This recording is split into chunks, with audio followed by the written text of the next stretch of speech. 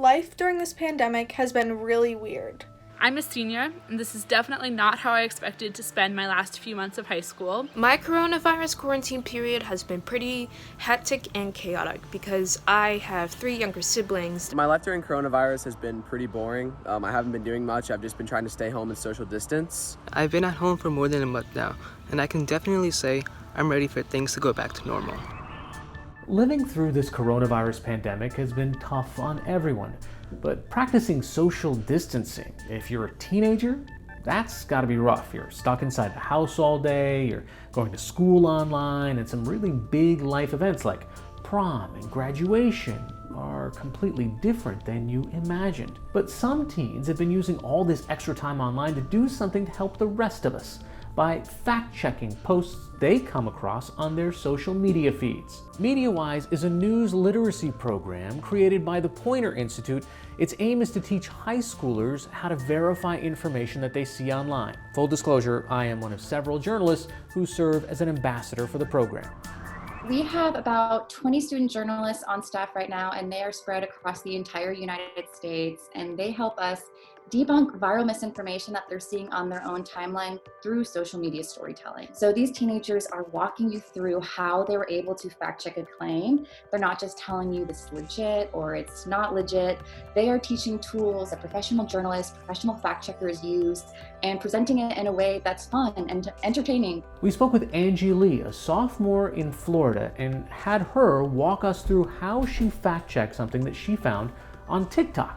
I had no idea that there was really this much misinformation out there. I had always been under the impression that, people are going to share like the right things. Why would they share something that's wrong?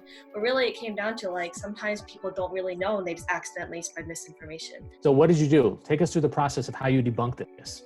So this is the original TikTok that I saw that had the headline right here that vaping reduces the chances of contracting the coronavirus.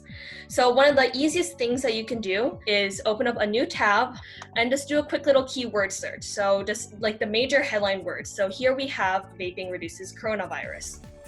So in fact, immediately when you take a look at the screen, a lot of these headlines seem to be saying the exact opposite of what the original claim was. That very first website says that reporting of respiratory symptoms by e-cigarette users suggests increased susceptibility and or delayed recovery from respiratory infections. So it appears that it's not actually making it any better. Since vaping is a form of e-cigarettes and the coronavirus is a form of respiratory infection.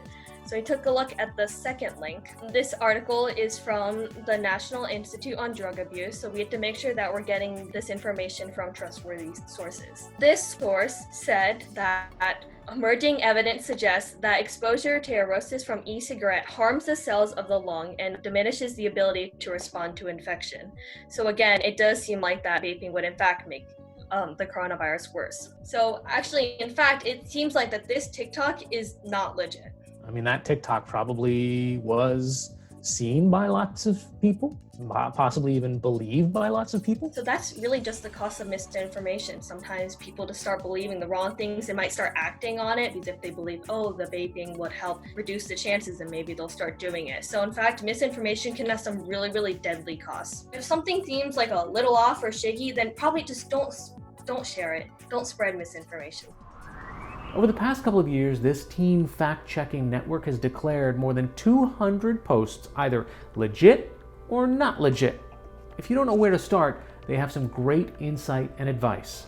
Advice for someone who's never done a fact check, I would say The first thing I do is see if it's coming from a credible source. And if the person is using really extreme language to elicit a response from you, don't just trust one source. Trusting one source is a bad idea. You need to make sure you trust a lot of sources. I've started to slow down and not believe everything I read. What we read shapes our worldview and how we interact with each other.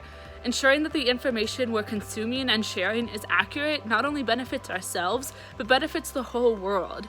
These teenagers, they're constantly being targeted with misinformation and constantly weeding through sometimes the worst part of the internet. And a lot of them are still doing it with a smile and selfie mode, and it's just been so cool to watch. Teenagers are growing up with more technology and social media than old folks like me can really understand, but that doesn't mean that they are not using this in an intelligent and thoughtful way. We have ambition and we have aspirations, but we tend to be really underestimated and undermined. We're not always on our phones. I mean, like, we're usually on our phones, but it's helpful because we're fact checking and doing things for people. Just because we spend so much time online doesn't mean it consumes us. I just wish people knew how much we truly care about our world. I wish people knew that we care a lot about each other. We may express that differently because of this technology that we've grown up with, but we really, truly care about this world and making it better for all of us. So let's learn a thing or two from this new generation. Don't spread fake news. Keep it real. Until next time, I'm Hari Srinivasan, and this is Take on Fake.